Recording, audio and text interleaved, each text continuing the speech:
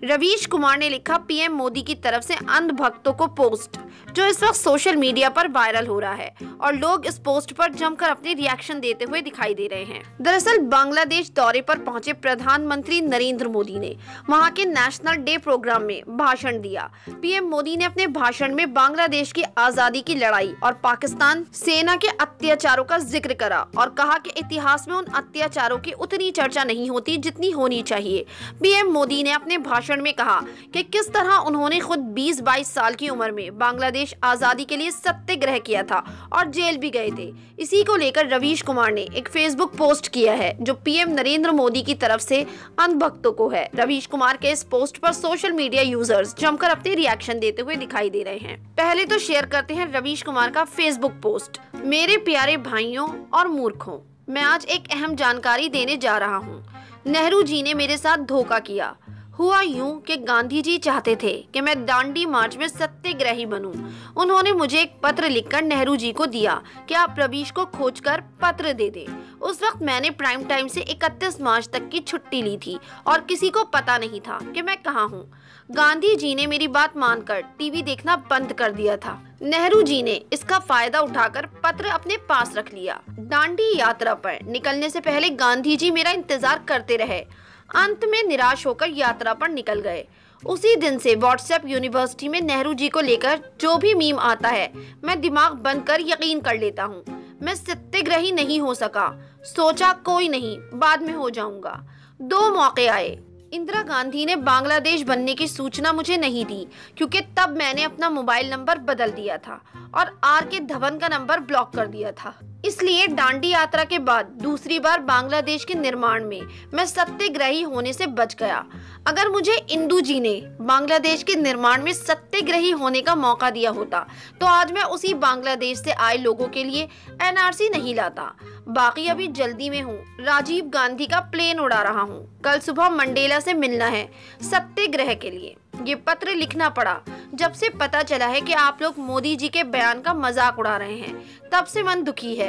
मोदी जी ने बांग्लादेश की आज़ादी के लिए सत्याग्रह किया था और जेल गए थे।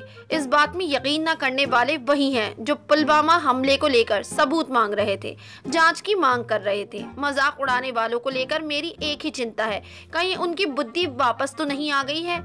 ये ठीक बात नहीं है। मूर्खता अनमोल है, इसे हर हाल में जाने नहीं देना है। आपका रवीश कुमार, दुनिया का पहला 0 TRP एंकर। रवीश कुमार के इस फेसबुक पोस्ट पर यूजर्स अपने जमकर रिएक्शन दे रहे हैं। रवि रंजन नाम के यूजर लिखते हैं, आपको मान लेना चाहिए कि नील आर्मस्ट्रॉन्ग जब चांद पर उतरा था तब उससे पहले ही वहाँ कोई मौजूद था। दोनों ने साथ चाय पी थी। नासा ने ये सत्य छुपा कर रखी है। तो भागलपुर दर्पण नाम के यूजर लिखते हैं, बांग्लादेश को पाकिस्तान से आजाद करने के लिए मोदी जी गुजरात में वैसे ही सत्याग्रह कर रहे थे जैसे भारत पर अमेरिका ने 200 साल तक शासन किया। तो सिकंदर खान साहब नाम के यूजर लिखते हैं, मैं भी जलियांवाला बाग कांड में बाल बाल बचा। बिल्कुल कनपटी से गोली निकली थी। फिर जेल जाकर भगत सिंह को जेल में अनशन की सलाह मैंने ही दी थी, तभी मेरे साथ भगत सिंह ने अनशन किया था। तो यशवंत नाम के यूजर लिखते हैं, समझ नहीं आता मगरमच्छ के साथ खेल रहे थे या हिमालय में तपस्या कर रहे थे या यूनिवर्सिटी से ग्रेजुएशन कर रहे थे या फिर बांग्लादेश के स्वतंत्रता संग्राम सेनानी थे और ना जाने क्या क्या। आखिर एक ही आदमी कितनी जगह था। तो मोनू नाम के यूजर लिखते हैं, मेरा बांग्लादेश से बचपन का नाता है। मैं अक्सर हिंद महासागर तैरकर बांग्लादेश जाता था और वहाँ के पाकिस्तानी सैनिकों की चाय में नींद की गोलियां मिलाकर भाग आता था। तो संजू कुमार नाम के यूजर लिखते हैं, हड़प्पा की खुदाई में सबसे पहले छेनी और हथौड़ा लेकर मोदी जी पहुंचे थे। तो शेर बहादुर यादव नाम के यूजर लिखते हैं, बिल्कुल सही बात है। मैंने गांधी जी को ये पत्र लिखने के लिए अपना फाउंटेन पेन उधार दिया था क्योंकि गांधी जी का पेन नेहरू जी लेकर भाग गए थे। तो छोटू यादव नाम के यूजर लिखते हैं, मैं शामिल तो आजादी के आंदोलन में भी होना चाहता हूं मित्रों, लेकिन क्या करूं, घर वालों ने जन्म तिथि ही 1950 की लिखवा रखी है। तो मधुलिका सिंह नाम की यूजर लिखती हैं, पीएम मोदी ने कहा, मेरी उम्र 20-22 साल रही होगी जब मैंने और मेरे कई साथियों ने बांग्लादेश के लोगों की आजादी के लिए सत्याग्रह किया था।